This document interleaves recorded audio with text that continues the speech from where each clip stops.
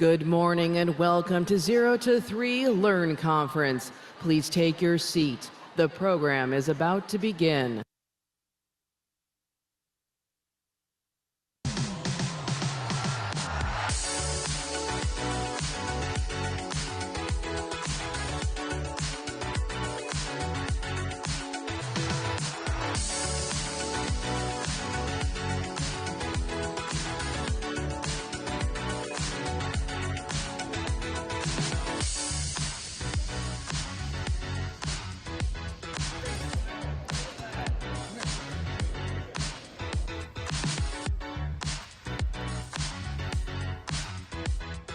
We're just here in Washington to make some change, to do some fabulous things for our babies so we can be able to increase their care, make their care higher quality. We're here to talk about affordable childcare and benefits, including PTO, insurance, everything for teachers. Good.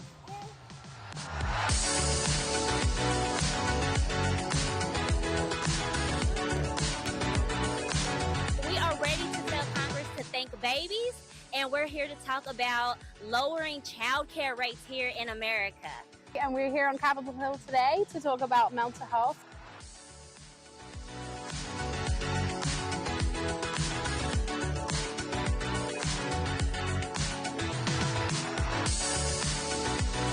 We're here to advocate for the high quality childcare.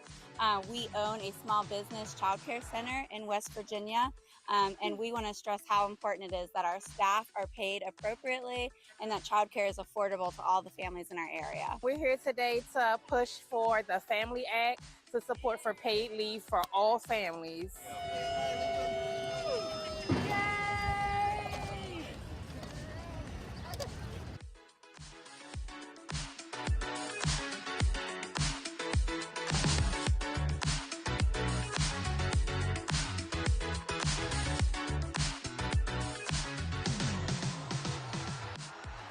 Please welcome 0 to 3 Chief Policy Officer Miriam Calderon.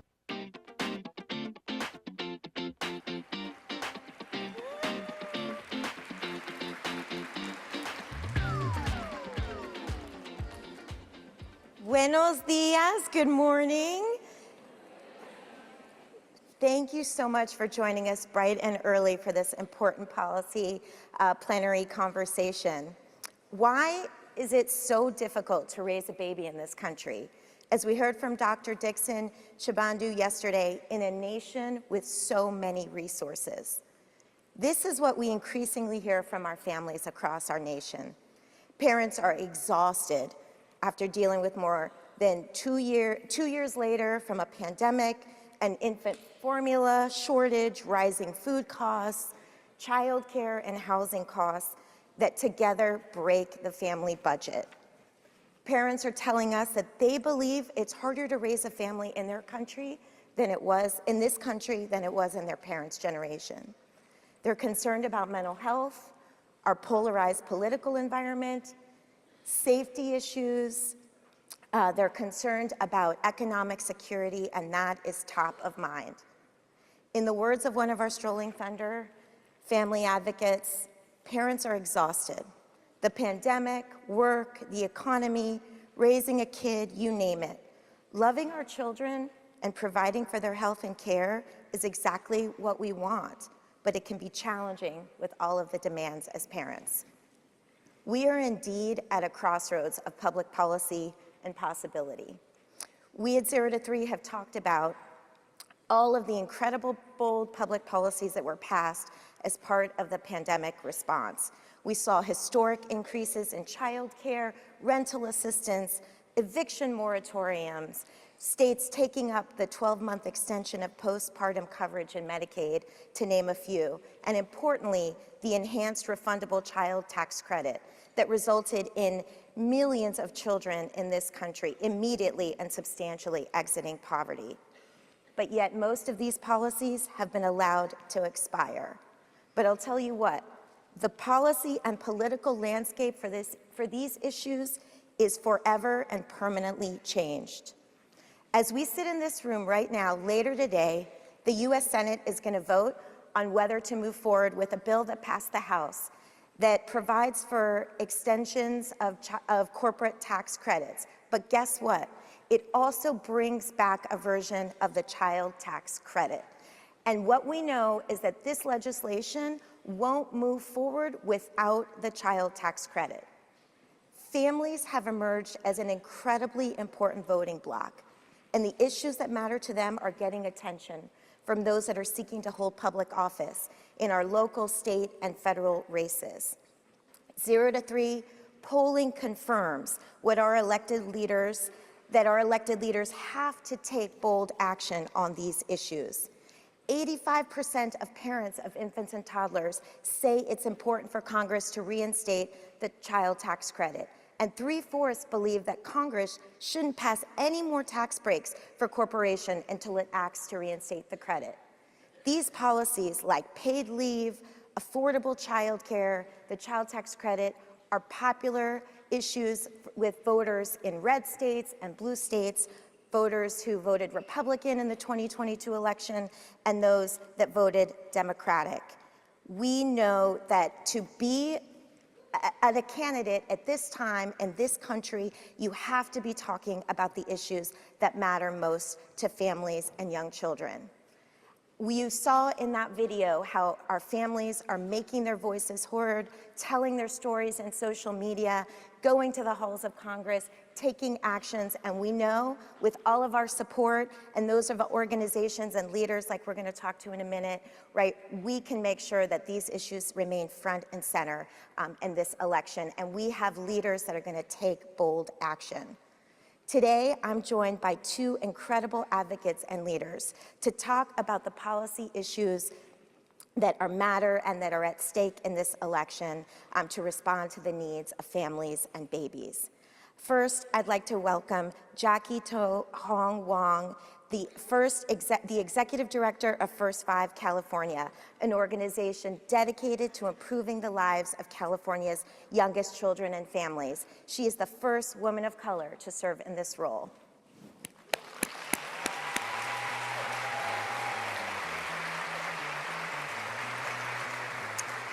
Welcome, Jackie. Thank you for being here. Next, I'd like to call out to the stage Elizabeth Zamudio. She is the Vice President of Education for Unidos US, the largest national Latino civil rights organization. This is a place near and dear to my heart because it is where I learned everything about public policy. Elizabeth brings 2 decades of experience in policy, family leadership, advancing educational opportunities for children from cradle to career. Thank you so much for being here.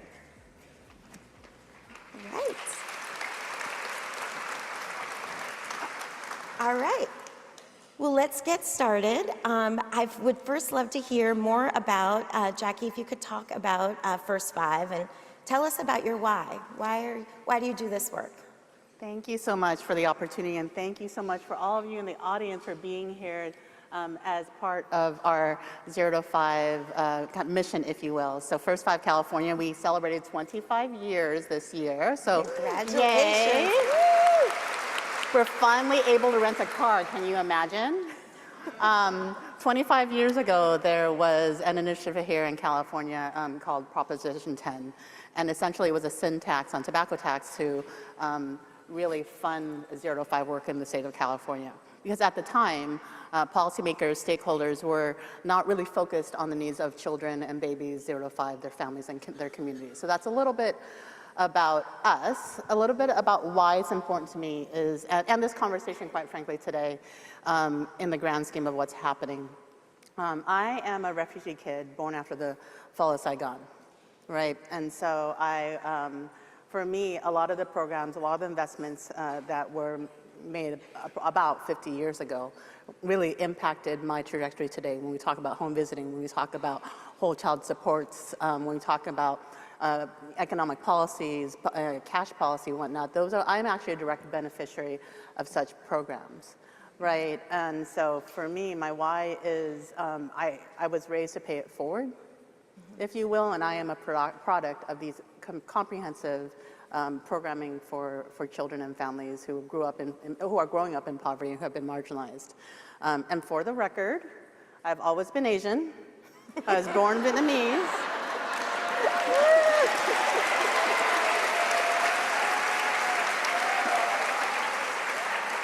And American, because I was born in Agana, Guam. For those of you who don't realize that Guam is a U.S. territory, so I am a U.S. citizen. Yeah.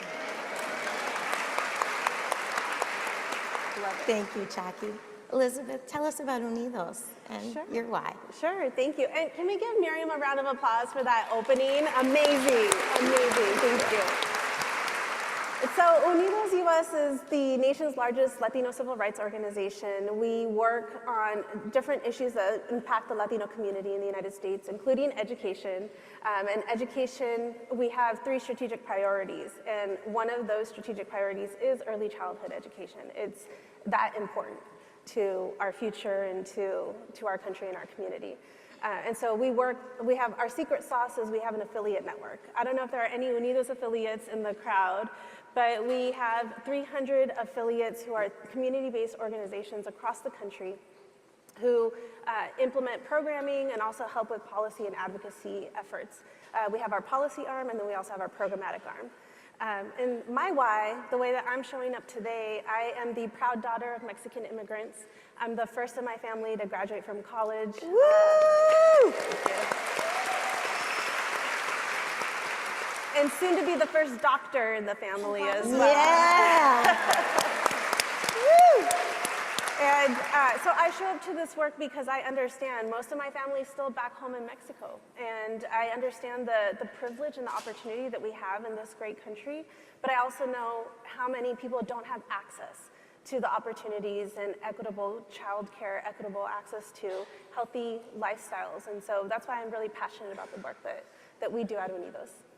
Thank you. Well, I resonate so much with both of your comments. First generation, college graduate, and definitely a product of many of the important programs that I advocate for today at 0 to 3. So thank you. Well, I wish you could have seen us walking backstage, the 3 of us. We needed video. I was like, I felt power just walking next to these 2 ladies as we were coming to take the stage. All right, well, let's dive in. We have so many issues I want to make sure that we touch on that are affecting babies and families across our country, Latino babies and families, and our families here in California. Let's start with, something that I think is obvious to all of us. There's an election this year, and it's dominating the news right now. And we know there is a huge opportunity here to have impact on a policy agenda for babies and families. I want to start with you, Elizabeth. What are the issues you're hoping that our presidential candidates, our elected officials are going to be talking about in the coming months? Yeah, absolutely. So first, I love the hashtag for the event, Vote for Babies. So please post, please use that hashtag. I think it's incredible. We need to really increase visibility. And there's a lot at stake at this election, as we know. I know I sound like a broken record at this point in the year, but I'm not going to stop. There's so much at stake. We know that there are stark differences between the 2 administrations and policy takes on early childhood. We have one who's interested in dismantling the Department of Education, along with Title I and Title III funding, as well as Head Start, dismantling Head Start programs. And then we have another who's interested in increasing wages for early childhood providers and teachers and educators. Another who's interested in investing childcare sustainability opportunities. And so the stark contrast couldn't be clearer between the 2 policy agendas. But it's going to be critical that we come out, show up to vote, talk to our communities, talk to our families who, maybe there are those who are feeling apathetic, thinking, does my vote really matter? It does. Every single vote matters, and we've seen that very few small margins are won in these elections by very small margins. And so every single vote counts, and it could not be greater and more critical for the early childhood community. Thank you, thank you. Jackie, we know state, local, yes, let's go. Elections at the state and local level are critically important too. Something I always think a lot about is, public policy at the federal level isn't actually that creative. It's usually modeled after the kinds of the policy solutions that we've seen working on the ground first, right? And so these elections matter too. What's happening in California? I'm going to back up a little bit. Refugee kid. My parents actually came here out of a political civil war to escape, escaping from a country who did not actually provide them the opportunity for democracy. We are so blessed to have the opportunity to vote. My family members, people here died for our right to be part of this conversation. This is not afforded to many in the world. It's not afforded to women. It's not afforded to a lot of folks. So I hope that we understand that the gravity and the power of this. And for the record, the programs that I benefited from, we came here under a Republican administration. Babies are not partisan. Babies and children are bipartisan, if that makes sense. Like, I think a lot of times,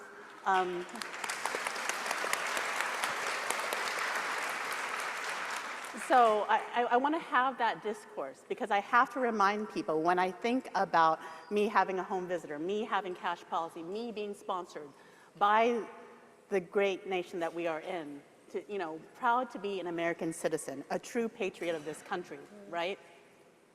An Asian American in this space, that we should not compromise our conversations, our political dialogue on partisan lines, right?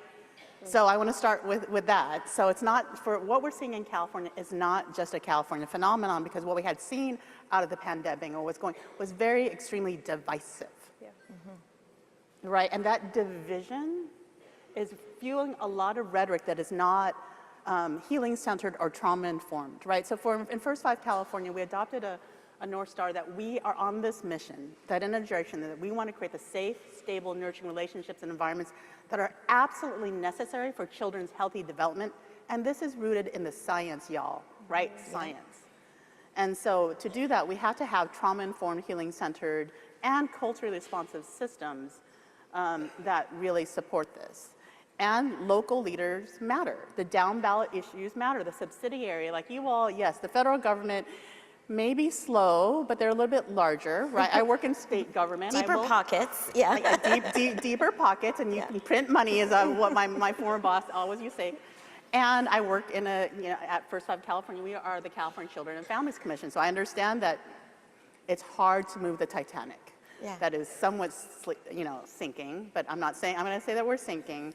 However, it's really important to actually make your voice heard at that local level, because what we are seeing at that local level is this division that happened out of the pandemic, right? On either side, is actually distracting us from our values-based conversations about children, right? And there are people organizing in a very strategic and very successful way to to begin the conversation, to unpack those values priorities, beginning at your school boards, beginning on your commissions, beginning at every single level. So whether or not you're not, the big picture, people feel apathetic, you have your power and your vote and your ability to lift your voice in your home on those down ballot issues that will make a difference. Right, so for me, again, let's not kind of pour into the division of conversation, but really, what are we about? We're voting for babies. Yeah. Right? We're voting for babies, and whatever your party affiliation after your name is doesn't matter to me, as long as I need to see your values for children and families. Right. All the way down. All the way down. Absolutely. Thank you. Sorry, I'm a little bit passionate about. That was fantastic. All right. Well, I want to talk about some of the big issues that we know are top of mind for families right now. And I want to start with early care and education and child care. You saw some of the footage there and heard some of the voices of some of our Strolling Thunder families this year. 0 to 3 advances a broad agenda with many issues, and I want to touch on as many of them as we can with the time that we have. This year was interesting. Of all of the issues that families want to talk to their members of Congress about, most of the families that came, one from every state in the nation in Washington, D.C., most of them wanted to talk about childcare. It's, we know, at a breaking point in terms of cost, accessibility, availability, and quality. So let's start with you, Elizabeth. We know that maybe Latino families have historically lacked access and have been underrepresented in many of our public-funded early care and education programs. What are you seeing? What are you advocating for at Unidos? In terms of solutions? Sure. So we know that currently 1 in 4 children, babies in our country are Latino. In California, 1 in 4, right? And then by 2016, we're more, actually. right. I think it might be a little bit higher in California, but by 2060, we're estimating 1 in 3, and that's significant. That's our future workforce, our future learners, our inventors, our business leaders. We need to invest in our babies and our children. And one of the things that we're advocating for is the return of the child tax credit. We saw the benefits of the child tax credit during the pandemic. It helped so many families secure economic security during the pandemic. And during those years when we were shut down, we were able to see how critical family childcare was and how essential it was to our economy and for individuals to be able to go back to work with essential childcare. And that's somewhat fallen to the wayside now that we've all returned back to somewhat normal phase. I know COVID's surging again, but we're all still out here. And so we really need to bring it back to the forefront. We need the child tax credit to help our families. We need access to high quality educational centers, And then we also need to increase the wages for our early childhood educators. And so those are the 3 main areas that we're advocating for, because we value all of our early childhood educators. We want them to stay in the field. We want them to continue supporting our children and babies, but we need to pay them well. And we need to give them benefits that match the expectations and the hard work and the hours that are put in and the dedication that our early child care providers provide to our children. Thank you. And thank you for bringing up our workforce, again, a workforce comprised of predominantly women of color, and immigrant women. And we heard yesterday from our board chair, Walter Gilliam, how critical the issues of workforce well-being and compensation, as you're talking about, are part of that. So California, what is California working on to solve childcare? Oh, just this and that. And many of you have actually, you probably kept your eye on California, but we also have similar challenges, kind of the values base. We are excited at First 5 California to have launched our Raise California Strong initiative, and actually had a report that outlined everything that Elizabeth was talking about, so research-based and focus groups, about the importance of a comprehensive strategy, or if you kind of 5 different pathways to actually get to childcare reform, which is actually the crux of our economy. So I mentioned earlier our North Star, safe, stable, nurturing environments, and whatnot. And we also have our Stronger Starts initiative, which is actually trying to raise awareness about the impact of adverse childhood experiences. And we see that shoring up child care and early care and education, quite frankly, is part of this movement.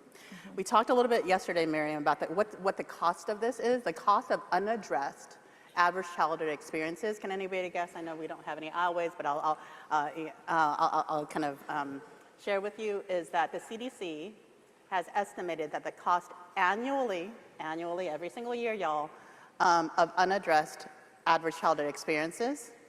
Can you all just guess? Shout out, anybody? $17.1 trillion nationally. $17.1 trillion. 1.2 is California, so it's not all California. It impacts the entire nation. Can you imagine what $17.1 trillion would do for our families, our policies nationally? Think about that. What are we focused on? So the economic impact is real. Child care, early care and education is a fundamental part of that, and so are other comprehensive strategies. But if we actually begin to focus our programming on creating the systems, the movement, have our leaders, ensure that you have leaders in all of these seats, from the presidential all the way down to the down ballot issues. Can you imagine what we all could do with $17.1 trillion annually? Absolutely. Yeah. So I want to stay with this theme of those who care for our babies, right? I mean, I think we heard yesterday again that in both of our plenary sessions, right, to care for our babies is to care for those who care for them, for our caregivers, our early educators, our families. So what are you seeing, you know, from a policy response, like on the ground, that's working, right? You talked about compensation. You're bringing up ACEs and how to support the wellness and well-being. What are the policy solutions and things that are bright spots for you? Sure. I think we've seen some really great bright spots across the country through our affiliates. We have access to when we have access to high quality education and training, then we see the value.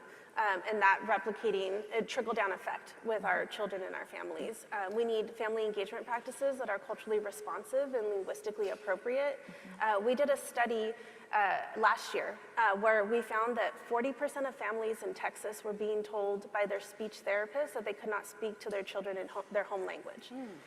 And they were being told that bilingualism was not a superpower, that it was something that was hurting their children. And we know that the science does not support that. We know that being multilingual is a superpower, as Secretary Cardona has been championing at the Department of Education. And so fighting and combating misinformation, educating our current practitioners who may not have had a culturally responsive or culturally appropriate training so that they can better engage with both the students, the children, and the families would be critical. Thank you. Absolutely.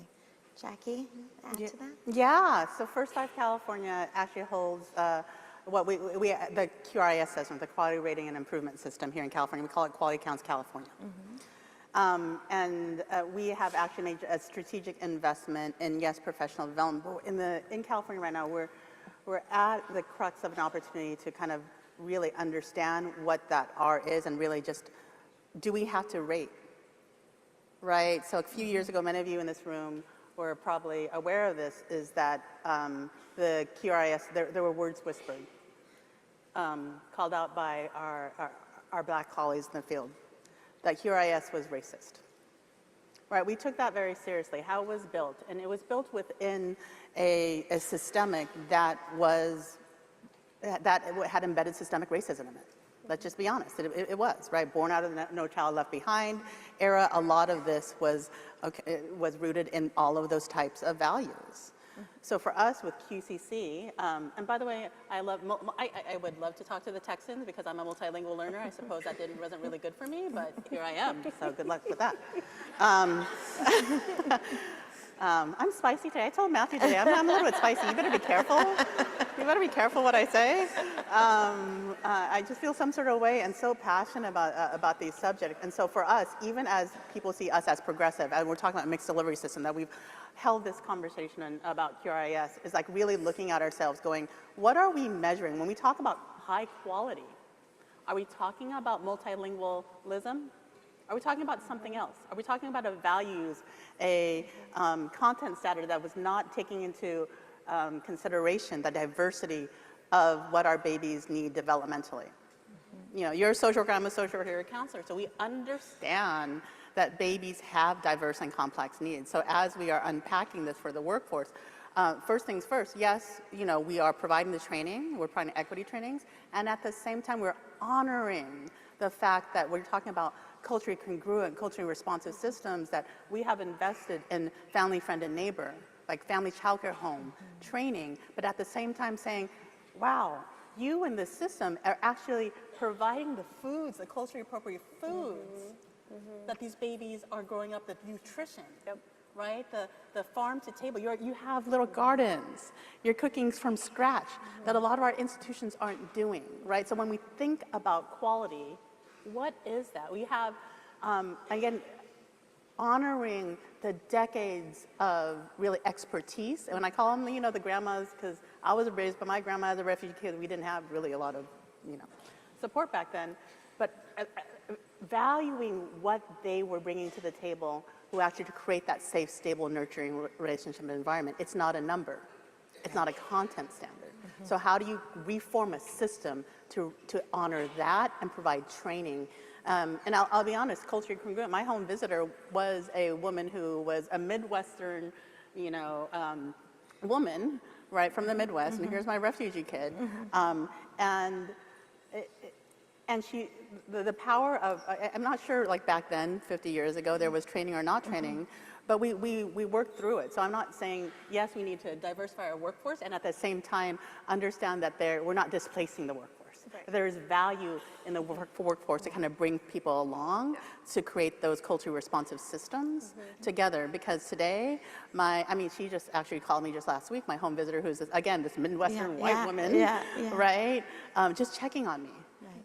Right, even though she didn't know what we were going through, and helping my parents, kind of get settled into what this culture was. Absolutely. So, well, I love that we've gone into already talking about multilingual learners.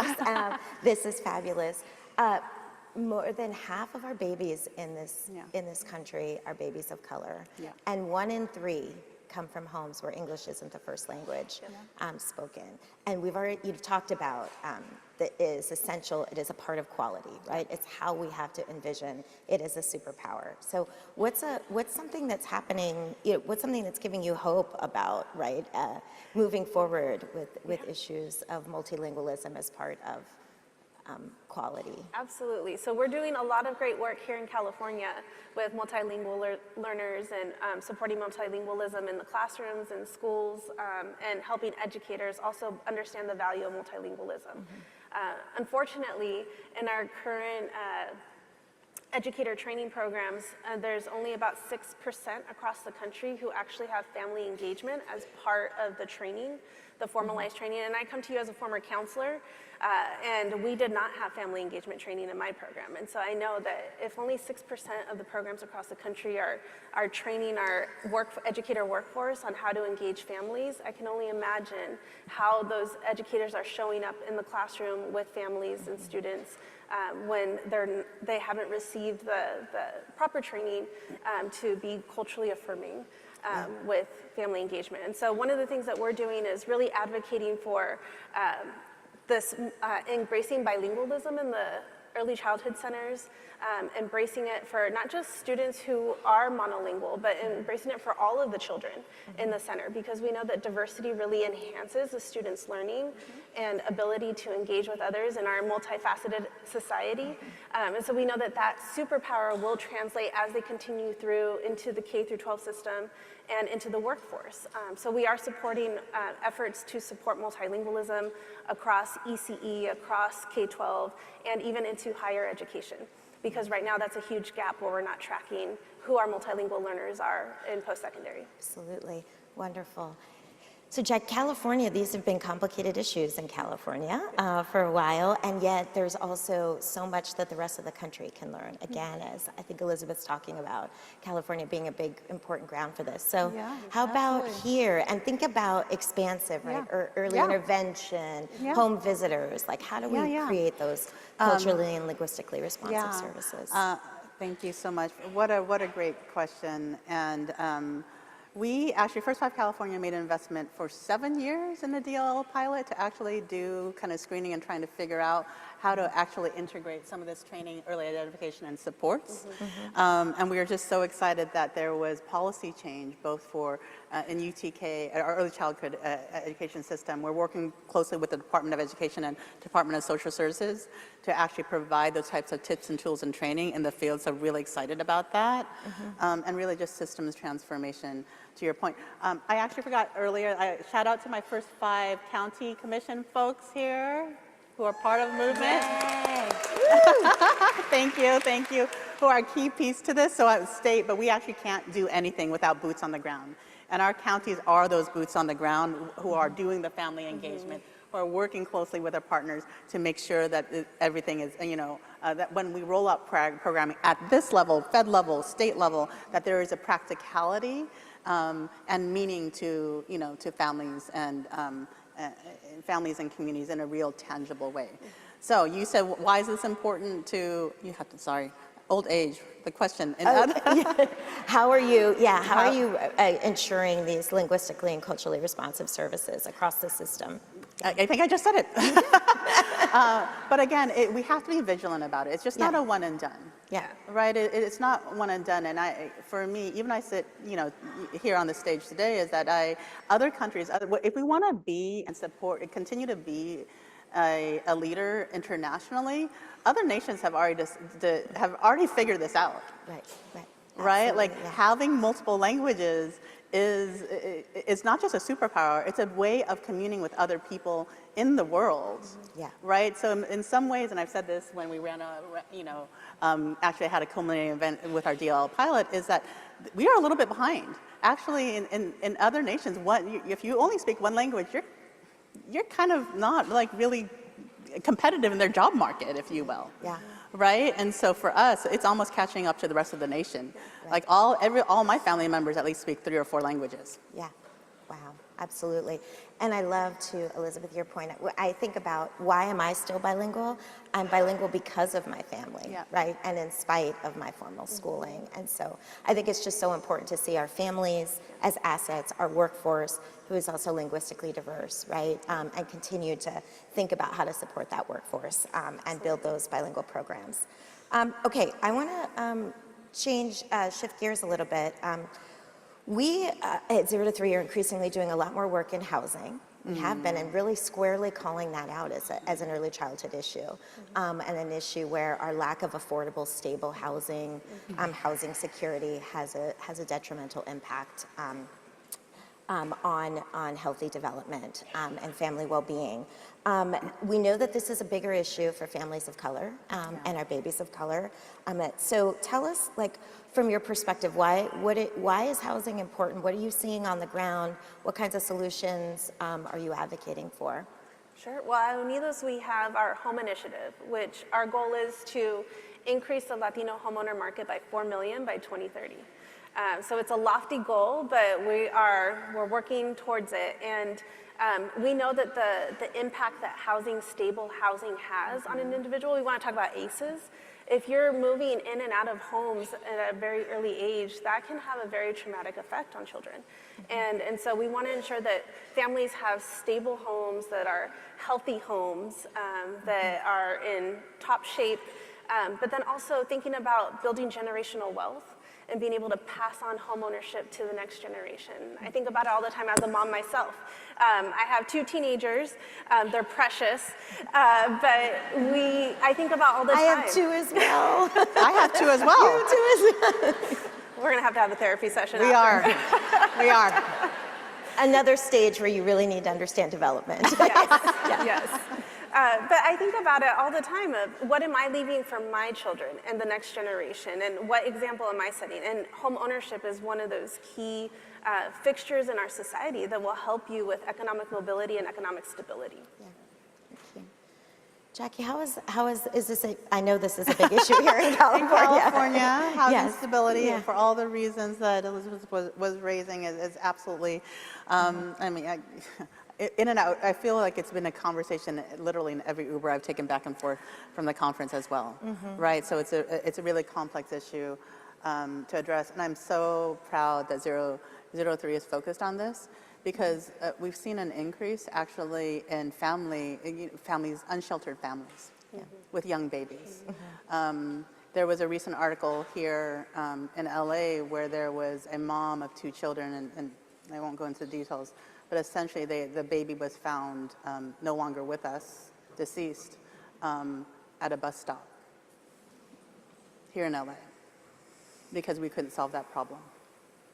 Right, so really addressing, yes, wealth building, but how do you ensure that all our babies and children are at least sheltered?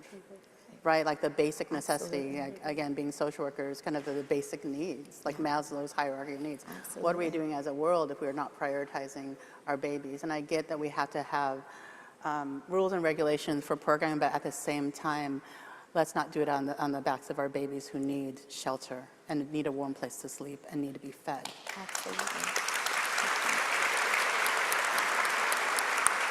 Absolutely.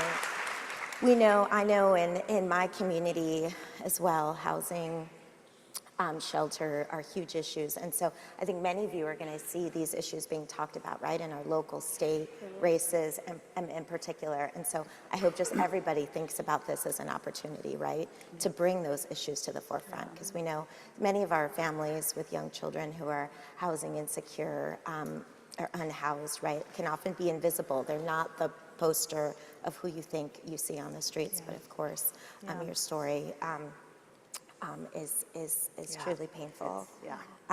So, okay, housing, we're going to keep at this, right? We're going to make this an early childhood issue. Jackie, I know you wanted to talk to us about home visiting and what's happening and the work here in California. And with our State of Babies yearbook, we try to call attention to the fact that a little over 2% of infants and toddlers have access to home visiting services in this country. What's happening here in California, and how are you working on that? That makes me sad. That's only 2% when I looked at the data. And I'm not thinking about me, but my why is because I had my home visitor. Right, and the value of that. And the feds actually came out. I had the opportunity and the privilege to sit down with our federal regulators, I think that's what we call them, for McVie. And we're just sharing the story of that. We here in California, and I'm looking at my first 5 folks, we've been investing for decades, even before, thank you, because we knew the importance of the relationship. We knew the importance of building community from in utero to through 5 years old through family engagement programs. And so for us, it is like 10 years of, I guess short of shouting from the rooftop saying how important this investment was, and California finally made a state investment in home visiting to spread the good word. I think that with that said, it's complex where, I'll just be really direct. Like as a refugee kid, my parents, spoke limited English. Having a stranger coming to your home, you don't know what that's about. When we talk about culture congruent, culture responsive, how do you build the understanding of the importance of it while honoring kind of the values of the family, right? The importance of that. So our CalWorks program is voluntary. So we're also criticized, like even though we made this huge investment, like there isn't an uptake. But when we talk about the systems, like we were talking about it throughout this, this discussion, is culturally congruent and responsive. Actual implementation matters, right? So oftentimes government, and I get it, I'm government, right? I'm here to help you. I'm government. Like there's a joke there, right? Because they want data, and they want data to turn on a dime, but it doesn't. When we talk about systemic and generational change, it's not going to happen in 1, 2, 3, 4, 5 years. It's going to take 20 years for access. So the question is, and what do we define as home visiting? How do we define that? And I think the access and the uptake was challenged by the pandemic, right? Like everybody was like, and I hate to blame everything on the pandemic, but the truth is like we were disconnected. And now you're talking about a program saying, hey, let me come into your home. And that creates a lot of anxiety for people. Like, I have to, I have to clean my house before my cleaners come, right? Like, that type of deal. Like, I'm right. But that idea of like, oh my gosh, like, and as immigrant refugee families, we believe that when we invite somebody into our home, we want everything to be perfect. That's just how we're raised, to honor the visitor. Right, these are little nuances of things that we have to integrate in our programming, and we're hoping to do, and I know a lot of our first 5s do that really well, but it goes, those are the nuances. When you talk about access, really unpacking why are people, what is the barrier to access? Are we not promoting it? Are these other things? And how do we actually change the system and the conversation? It's like, oh, we need to approach it this way or that way, or trusted messengers, or whatnot, and work with the right CBOs on the ground to make sure that this is being fully utilized, right? And fully funded. Did I say fully funded? Yes, absolutely. I love that you've also mentioned the state investment and the community investment, and that's what we're seeing. I know in my home state, in Oregon in 2019, we made a commitment that every family with the birth or adoption of a new baby would have access to a home visit, right? Just a stake in the ground, that is something that we absolutely need. Anything to add for you? Anything to add, Elizabeth? No, I think the big thing, and when I think of home visits, I go back to that report that I referenced earlier, the study that we did in Texas, and how many of our families, there were family focus groups that were part of this report, and many of the families stated they felt uncomfortable with the home visits because people would come in to do the home visit, didn't understand the cultural nuance in the home, and so they many times would decline or just not open the door. And so we know that that can be detrimental for families and babies as well. So really just increasing awareness around this culturally responsive training for our home visitors. Well, last but not least, I definitely want to make sure that we touch on issues of poverty and economic security for our families. Unfortunately, economic insecurity, right? Poverty is a defining experience for millions of babies in our country. Again, especially our Latino and Black families. So what solutions and policies do we need to see that, right, will respond to this? How do we solve this? And we've touched on one, I know already, in this conversation, but yeah, how do we tackle it? What do you want to see our elected leaders do? I'm going to keep pounding home this ECE workforce pay equity and achieving pay parity. We know that Latinas in the workforce, the ECE workforce, make 75 cents less than their white peers, and that really compounds over time.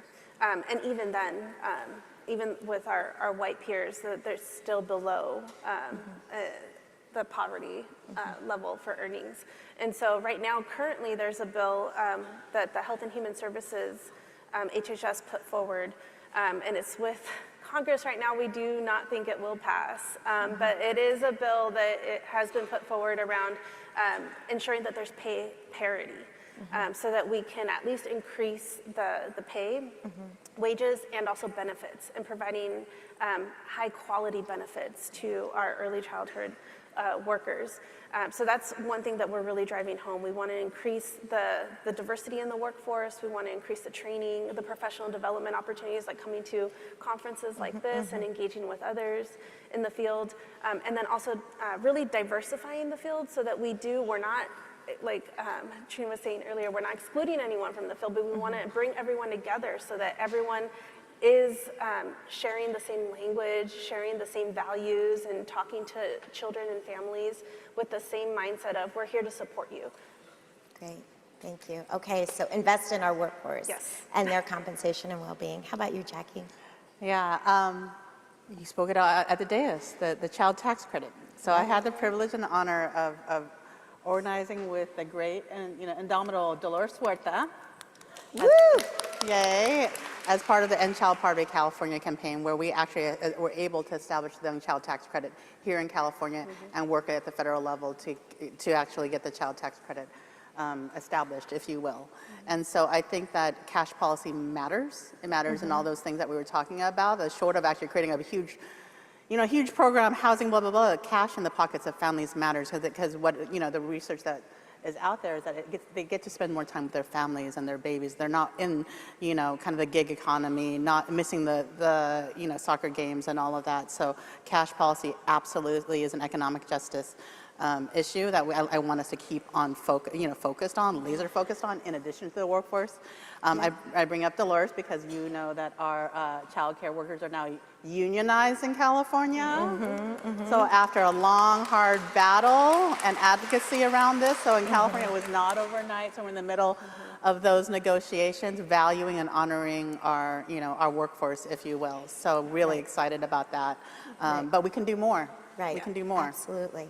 Well, there's so many issues more I know we could talk to, but I want to start to close us out and ask you one kind of final question. Well, actually, I'm going to try to squeeze two in here, but as we wrap up, what advice do you have for this incredible audience of committed early childhood professionals about how to advocate, and what's something that gives you hope for babies in our future? I'll let you go first. Well, she meant you, Miriam.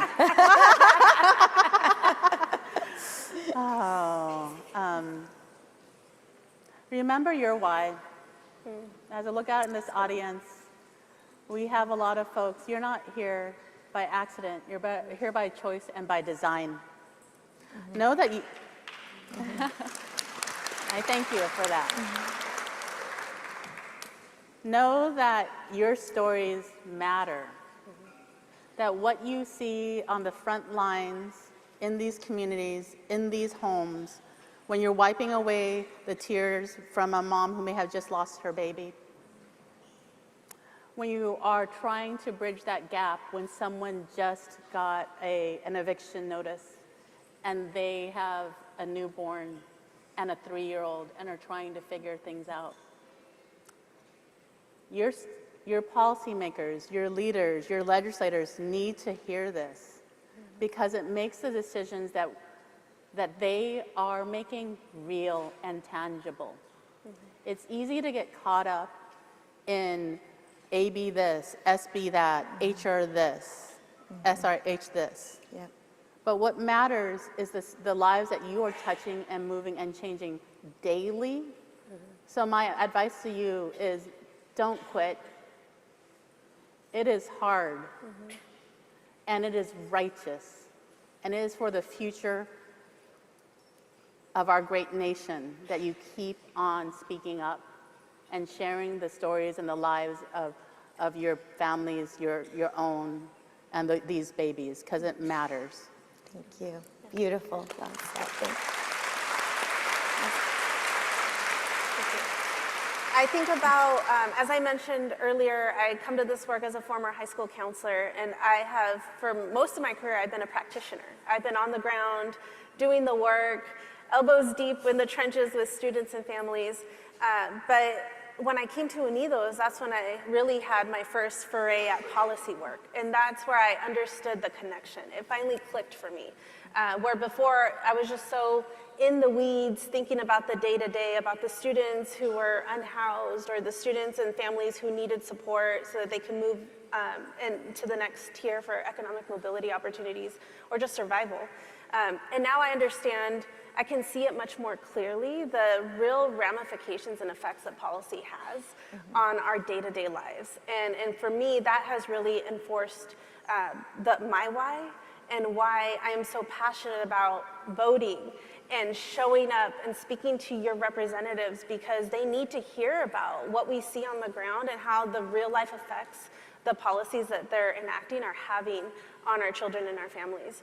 So down ballot voting is a huge, if you have one takeaway from today, please, not just the top presidential election, of course, that's also very important, but also down ballot. And it's also in the non-presidential election years, because those down ballot elections have real impacts, school boards, city councils, they have really big impacts on our local child care centers, the sustainability and viability of child care centers. That's another policy area that we're advocating for, is for the actual sustainability for child care centers, and especially family child care centers.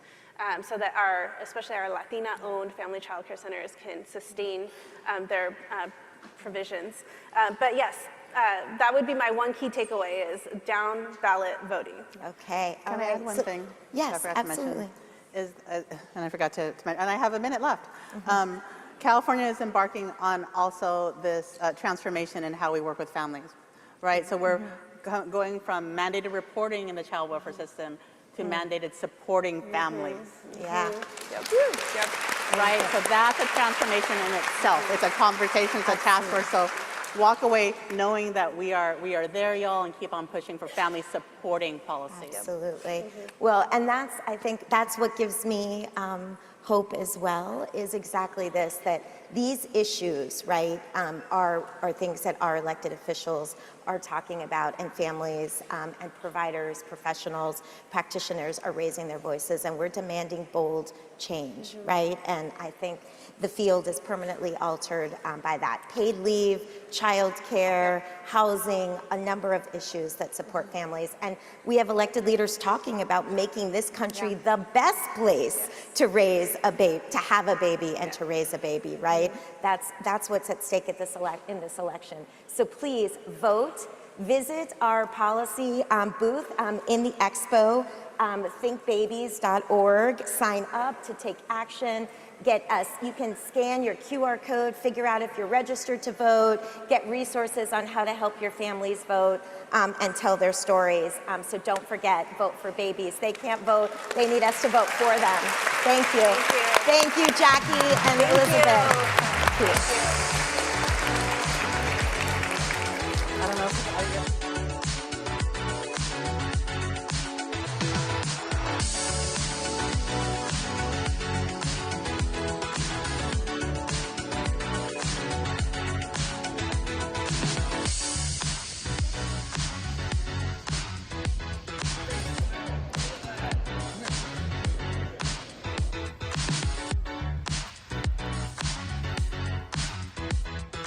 We're just here in Washington to make some change, to do some fabulous things for our babies so we can be able to increase their care, make their care higher quality. We're here to talk about affordable childcare and benefits, including PTO, insurance, everything for teachers. Good.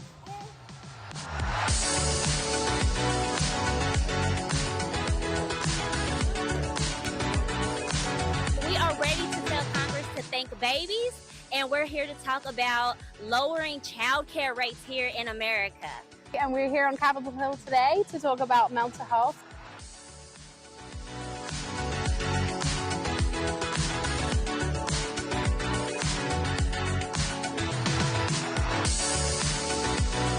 We're here to advocate for the high quality childcare. We own a small business childcare center in West Virginia, and we want to stress how important it is that our staff are paid appropriately and that childcare is affordable to all the families in our area. We're here today to push for the Family Act to support for paid leave for all families.